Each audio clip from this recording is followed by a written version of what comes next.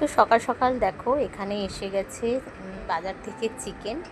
তো এখন যেটা করব, এই যে চিকেনটা নিয়ে এসেছে, এই চিকেনটা কিন্তু আমি ভালো করে খুলে পরিষ্কার করে ধুয়ে নেব। আর আজকে হচ্ছে ফ্রাইডে, তো যেহেতু সকালবেলা অফিস টাইম, একটু তাড়া তো থাকেই, তো ভাবলাম তোমাদের সাথে একটু শেয়ার করি। আর চিকেনটাকে পরিষ্কার করে ধুয়ে নেব। আর কিচেনের যে সমস্ত কাজকর্ম আছে টুকটাক তো হয়েই গেছে, এখন শুধু রান্নাবান্না করাটার পালা। তো চলো, চিকেনটা আমি এখন একটু পরিষ্কার করে ধুয়ে নিয়ে তারপর যাব ছাদে। তো সঙ্গে থাকো, বেশ কিছু প্রিপারেশন করে নিয়েছি। নমস্কার বন্ধুরা, চলে এলাম আরও একটি নতুন ব্লগ নিয়ে, ফ্রাইডে ব্লগ। ছাদের পরিবেশ, পেয়ারা পাড়া, চিকেন রান্না, দুপুর থেকে সন্ধে পর্যন্ত একদিনের সুন্দর একটা ব্লগ। তো সঙ্গে থাকো, আশা করছি ব্লগটা আপনাদের নিশ্চয়ই ভালো লাগবে। তো এখন কিন্তু ঘড়িতে বাজে সকাল 8টা, আর আমি চলে এসেছি একটু ছাদে। আর এই তো দেখো আমার বাড়ির পরিবেশ, ছাদে উঠে একটা যে ছাদের যে একটা সুন্দর পরিবেশ, সেটাই তোমাদের সাথে শেয়ার করছি। চারিদিকে সবুজ গাছপালা, মনে হচ্ছে একটা গ্রাম্য পরিবেশ, কিন্তু না, এটা হচ্ছে শহর, হাওড়া জেলা। তো যাই হোক, ছাদের এই পরিবেশটা দেখো।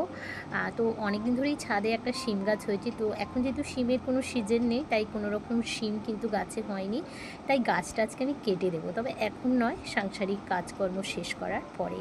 তো সঙ্গে থাকো। তো বেশ, ছাদ থেকে চলে এসেছি একদম নিচে, এসে গেছি বাজার, চিকেন।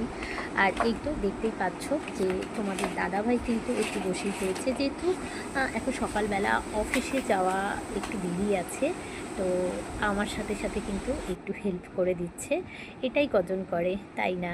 তো বলতে পারো আমার ভাগ্যটা অনেক ভালো, এরকম একটা মনের মতো হাজব্যান্ড পেলে একটা মেয়ের আর কি চাই, তাই না? তো যাই হোক, চলো, রান্নাবান্না কিন্তু আমি বসিয়ে দিয়েছি। আর ফ্রাইডে মানেই আমার বাড়িতে চিকেন, তোমরা যারা আমার ব্লগ দেখো অবশ্যই জানো। চিকেনটা সুন্দর করে ধুয়ে নিয়েছি, আর এই তো পরিমাণ মতো মশলা আমি অ্যাড করে দিচ্ছি। এর মধ্যে আছে আদা, রসুন, দালচিনি, লবঙ্গ, কাঁচা লঙ্কা, সবটাই কিন্তু একসাথে পেস্ট করে নিয়েছি।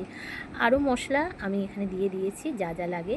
আর এদিকে কিন্তু দেখো, আমি পরিমাণ মতো পেঁয়াজ, টমেটো এই সমস্ত কিছু দিয়ে কিন্তু একটা রসুনও আজকে আমি দিয়েছি।